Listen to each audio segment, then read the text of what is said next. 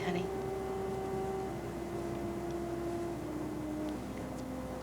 It's been a long time since I've visited, hasn't it? Life hasn't been very easy or very predictable lately.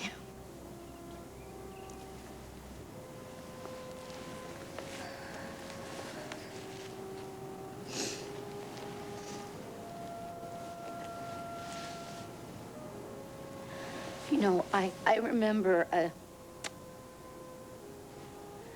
day, a sky, it was just like this one.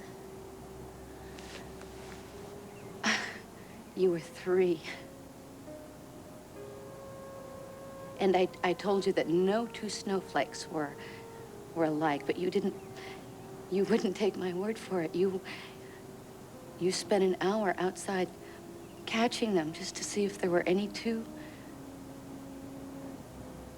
that matched. Your brother Jamie, he built a snowman last week. He ate the carrot that was supposed to be the nose. He's getting so big. I look at him, I see you. You're so alike, and you're so different. I mean, it's like you're 2 perfect snowflakes.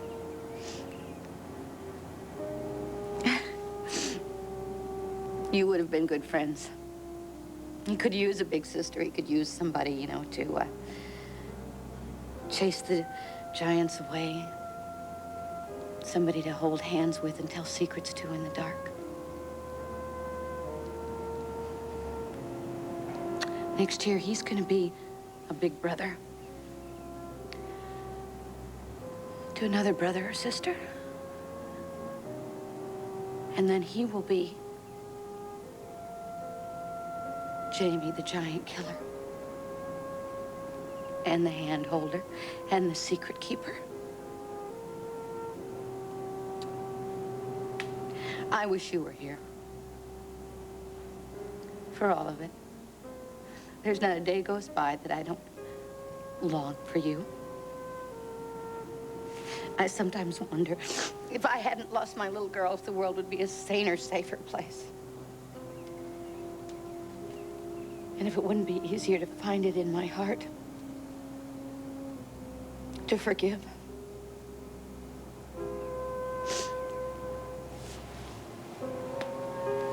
Hey.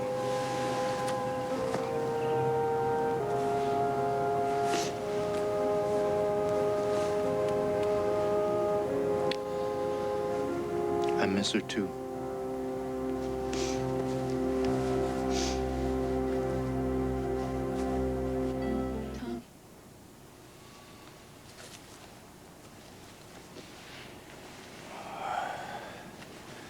I believe there'll come a day when we're all forgiven, yes. I can't wait that long. What do you mean? It took me years to forgive myself and the fates for Laura's death. I didn't believe that time healed anything. Until one day I woke up and I wasn't doubled over with pain at the thought of that face that was not going to be shining back at me over breakfast. I mean, I still hurt, but at least it was beginning to be a dull ache, you know?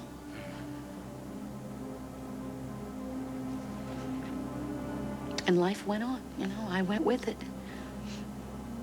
I had Jamie, I had some successes, I suffered some failures, but I always told myself, no matter what happened, no matter what,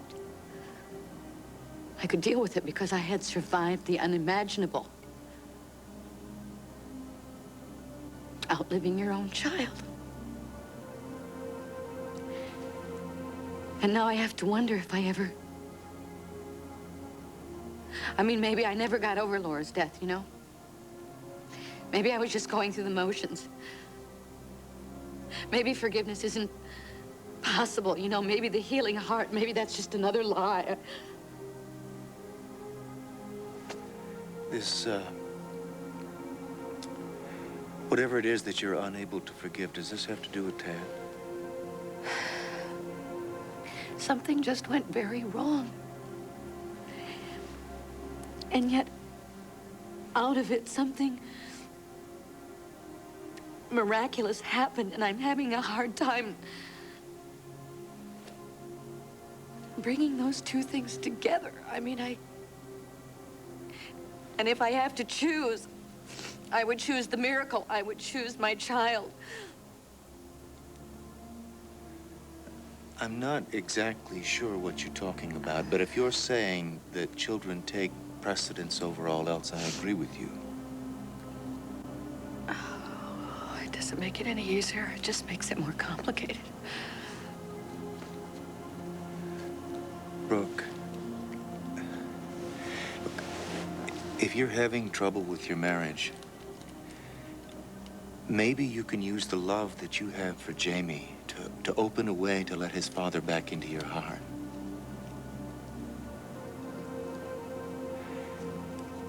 I think you have to ask yourself a couple of very important questions.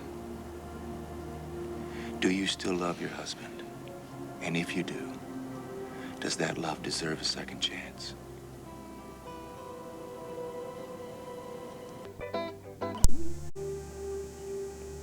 How'd you find out? All that matters is that I know. I'm sorry, but I need to know how you found out. Why? So you don't make the same mistake with your next one? No, Brooke, please, just tell me how you found out. What do you want to know, Tad? Which part? Napa? The trip to Napa or your business trip? Business trip to New York? Did you have a nice little romantic rendezvous at Nexus? Did you take all the women there to wine them and dine them? I think the management ought to give you a discount. Did you buy the place out for her, too? Was it Phoebe? Close. But no cigar. No, she told me, she saw you at Nexus when she was there with Myrtle, but she didn't think you were there on anything other than Orsini business. And how did you find out about me and Dixie? Out of the mouths of babes. Brooke, I don't want to do this. I don't want to play 20 questions. Would you please just answer It the was question? Junior, okay? Junior told me. Junior told me his mother was in Canada. She was. She was there because she cared about me. She was worried. Was she concerned you'd catch a chill? No, she was afraid that Ted was going to kill me. You know, spare me this Mission of Mercy story because I have heard it before. Dixie went to Canada The man had the whole thing with her planned lover. out. If Phoebe hadn't caught you at Nexus, that's what did it. Dixie probably thought you'd Brooke, be more I'm telling you, private, it's the you'd be truth. more secret. The man almost... You and she have been sneaking off behind my back every chance you got. And poor, pathetic me, I am so busy going one-on-one with myself because I was attracted to Edmund. I didn't even notice. How could you let me tell you what happened in Willow Lake and beg your forgiveness? You let me go on and on and on and blaming myself and all the time because you were growing more distant. Don't you think it was time at that point to say, Brooke, it's okay. Don't worry about it. I'm sleeping with Dixie, so it doesn't bother me. It did bother me. Oh, right. I'm I sure hated it. bothered I you. despise All the way lying to Dixie's bedroom you. has bothered you. You didn't hate it enough to stop it, did you, Tad? You didn't hate it enough to tell me the truth, did you? All this time, you let me go on and on, blaming myself because I was attracted to Edmund. It made me feel like I was unworthy, like I was unforgivable, like I was even undesirable, and all the time it was because you were saving yourself for Dixie. Not true, Brooke. Don't ever touch me again, ever.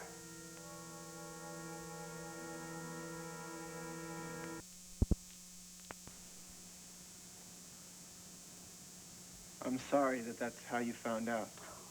You're just sorry that I found out, period. I wanted to tell you myself. Oh, well, I'm very sorry that I spoiled your just surprise. wanted you to hear it from me. Then why didn't you tell me, Tad, the minute that you came back from Napa? Why didn't you tell me? I couldn't. I didn't know how I felt.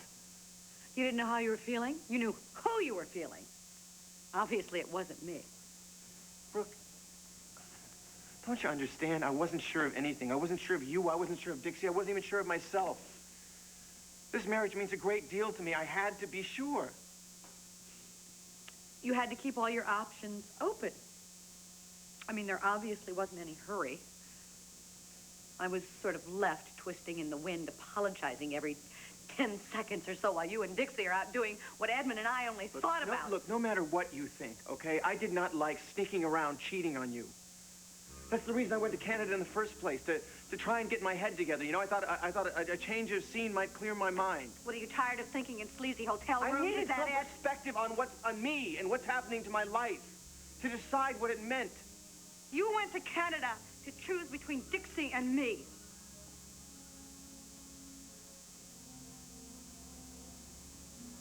Yes. Well, what did you decide? You haven't answered my question. Are you pregnant? I don't want to. Would another child matter to you? Is that what I'm hearing? Of course it would matter. But the one that you have already doesn't. That's not true, and you know it. Yeah, do I? Jamie means more to me than the world. Then Dixie... You know better than anybody else in the world exactly what Jamie means to me. You've watched us together. You feel the same way I do when you're with him. And believe me, I know the difference between that a real father makes. Somebody like Ray Gardner or Joe Martin. Jamie's my son. He's part of me. And I'm not giving up on that for anything in the world. Now, I want to know, is it happening again? If it is, at least I can be there for this child from the start. In other words, if I'm pregnant, you would stay with me? You would choose us over Dixie? Difficult question. It seems to me you've only got 3 options. Yes, no, and I don't know. Just pick one, any one. But Brooke, please, answer the question. It's not much fun being left in the dark, is it? If you are pregnant, we've got to talk about it. Oh, now all of a sudden we've got to talk? Where was this desire to communicate when you came back from Napa? All you told me at that point was that you were not interested in having another child at that point. Why didn't you just tell me the truth? Why didn't you just say it to me? I felt like I was unlovable. Why didn't you just say to me, gee, Brooke, I'm not interested in sleeping with you because I have a better offer somewhere else? Because I did everything I could not to hurt you. I swear I did. Do you think that making me feel undesirable didn't hurt me?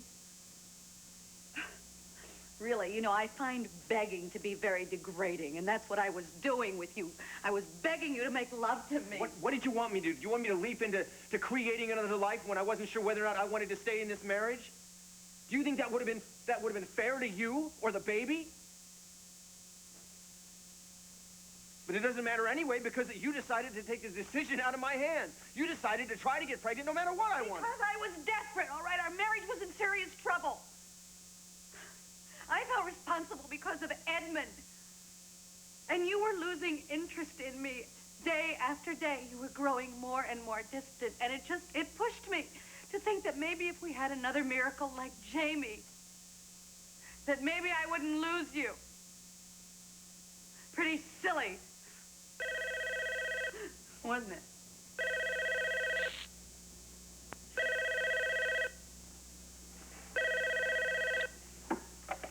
You live without your vitamin prescription. Could you call that in? I suppose so. Now, Dr. Gademi would like to see you in 3 weeks. What day is good for you? I'm not sure. Mrs. Martin, prenatal care is very important for you and the baby you're carrying. I will check my calendar and then I'll call you back.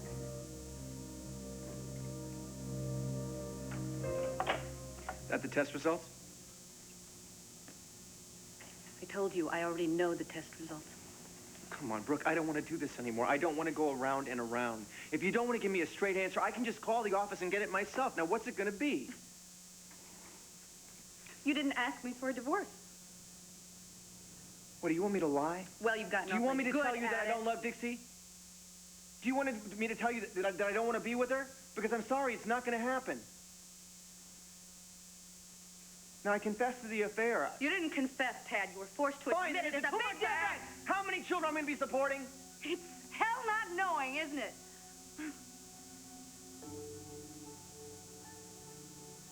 It's almost Christmas. Now, I'm hoping that no matter what happens, you and I are going to be able to give our son a good Christmas.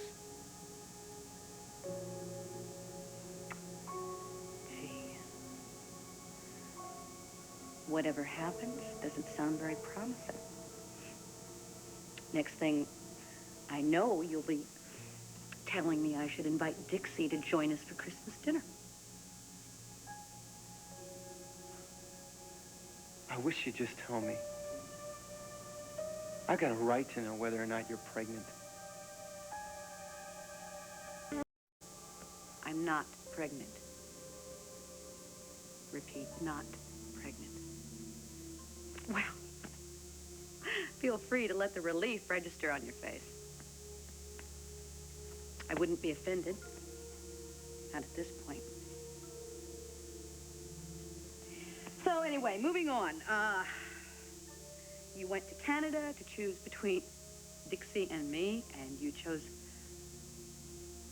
Dixie. Fine. So I think it's time that we stop beating around the bush. Do you want to file for a divorce or not? Yes. I do.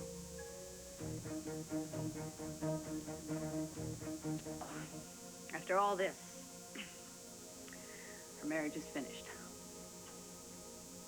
Brooke, I promise you, I will try to do everything I can to make this as simple and as painless as humanly possible, but I'm sorry, I don't want to go on hurting you anymore, and I don't want any of this to hurt our son. Oh, really? If we're careful, and I know we can handle a divorce in a way that won't leave Jamie traumatized or scarred in some way for the rest of his life. Jamie was perfectly fine before your miraculous reappearance from the dead, and he will be again. He's just a little boy. Well, children are adaptable. You know, you should know that about children. He'll survive. I want a lot more for our son than just survival, and I think you do too. I mean, I assume we both want him to grow up happy and well-adjusted, knowing, loving, and being loved by both his parents. Right? That was our dream, yeah. It still is. Look, I miss so much with Jamie, but I'm here now, and I want to stay. I love him. He's part of me. He's my son, and you've seen that in action every single moment of every day that we've spent together. You could testify to it. Well, yes, I could also testify that there were days that you could have been together when you were in Napa, or you were at a business trip in New York, or you were in the wilds of Canada on some hunting expedition. Could we please keep the conversation focused on Jamie? And let's not forget the fact, all the nights that you were chasing around to protect Dixie from the dangerous Ted Orsini. You're not even hearing what I'm saying. Oh, yes, I am, Tad. You're coming in loud and clear. You want a divorce, you want to destroy our marriage and everything that we have worked for, but you don't want any of it to affect our son, and I am saying to you, our son, my son, will get over it. I don't want him to have to get over anything. I don't want this to tear us apart. I still want to play a major role in his life. Well, what major part do you see yourself in? I am Jamie's father, and nothing is going to change that. Let's get one thing straight, okay? No matter what, Dixie Cooney is not raising my child. You know me better than that. Why would I want to come between you and Jamie? Brooke, that doesn't make sense. You're his mother. You're incredible with him. He needs you. Well, I'm surprised that you noticed. He lights up every time you come into a room. When you kiss him goodnight, every night he goes to bed, he knows he's safe. Look, the first thing I ever said about Jamie, before I even knew he was mine, was how in awe I was of everything you've done to raise him. I still am. Brooke, you're an incredible mother. It's the thing that drew us closer together. Oh, here you are. You're just back from your most recent vacation with your mistress, and you're talking about what a wonderful mother I am, and that's what brought us together. apologize. I didn't mean to be insensitive. I don't want to fight. All I want to do is work this out as amicably as is humanly possible. Do you have any suggestions on how we should do that? I promised Jamie that I would write up a list to Santa Claus with him and send it to the North Pole and then be here on Christmas Day to see what came down the chimney. Now, I know right now that my word doesn't mean a hell of a lot to you, but it means a lot to Jamie, and I want to keep it that way. So I am asking you, can we please have Christmas together for Jamie's sake? Don't we owe that to our son?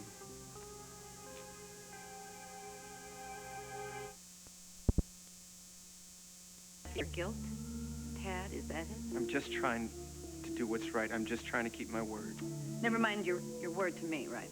Can we just have a nice Christmas and make our son happy? Peace on earth, goodwill to men, that sort of thing? Do you want me to beg? Is that it? No, you don't have to beg. You can have Christmas, this Christmas, and that's all. Thank you.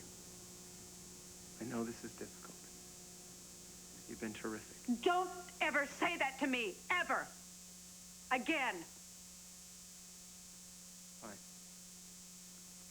I'll come back and help Jamie with his list later.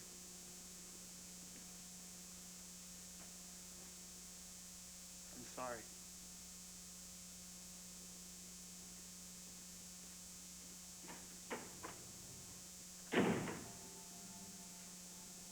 Merry Christmas.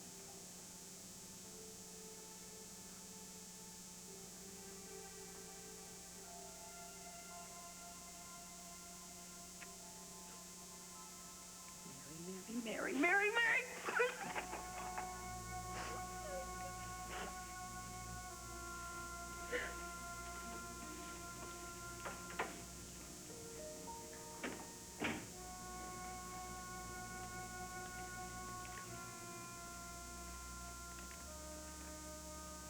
I saw Tad in the driveway. He told me to come in. The tree fell down. It's broken. Everything is broken. Brooke?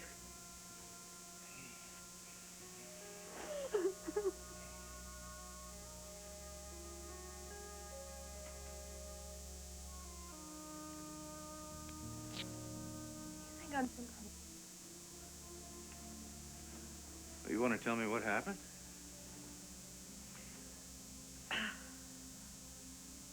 Tad. His special little romance with Dixie never died. Our marriage is over. He made a choice, and she was it. He wants a divorce.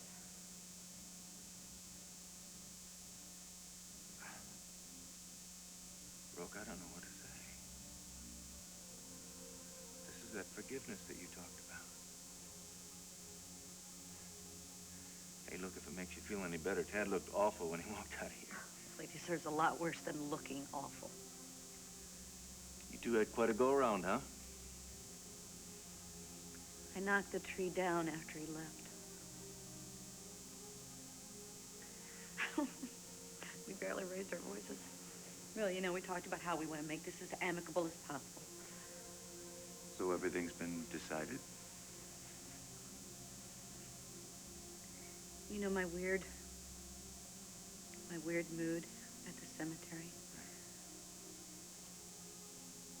It wasn't just about Laura or Tad or Dixie. I mean, it would be a lot simpler, you know, if I was just a jilted wife left alone in my misery. But I'm not alone. I have Jamie, and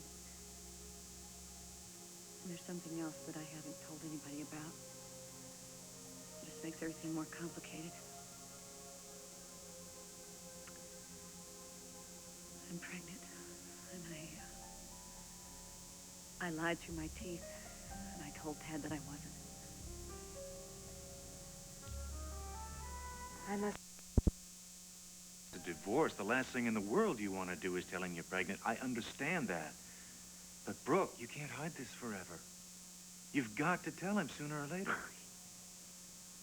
He was so relieved. The color came back into his face. How are you? When I think of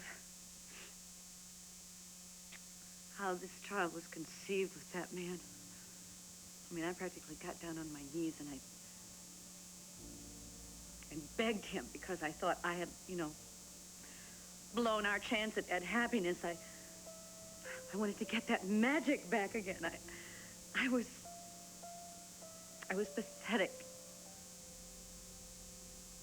I pulled out all the stops that night. I did everything. I was pitiful.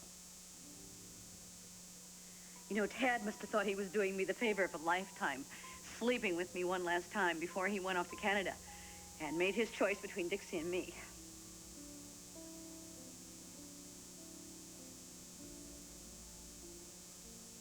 I lost.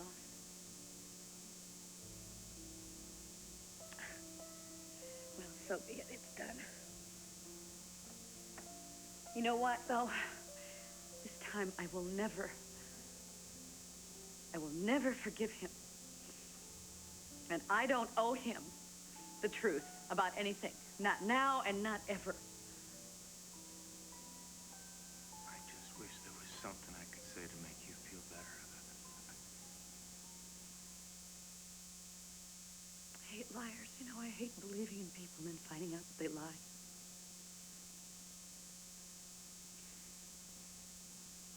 Do you hate me?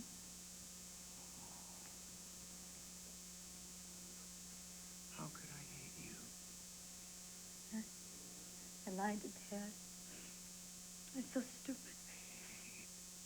People do whatever they have to do. I want to know how I can help you. You're my best friend, You can tell me how I got into this, how I get out. All I can say is that you will find a way. I'm lost. One day at a time, it works. What about Christmas? There's Jamie. I don't know what to do. I'm floundering, You're gonna be okay. You're gonna be okay, Brooke. You're gonna pull yourself up by the bootstraps, because that's what you've always done. You're gonna be okay. I just need some time. I need time alone. I need to think about what I'm going to do. All right? Really, thank you for listening. Whatever you decide, I know it'll be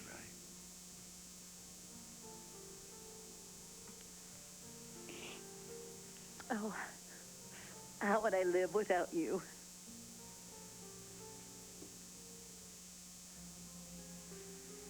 If you need anything, you know where I am, all right? Thank you for the presents. Love you. I love you, too.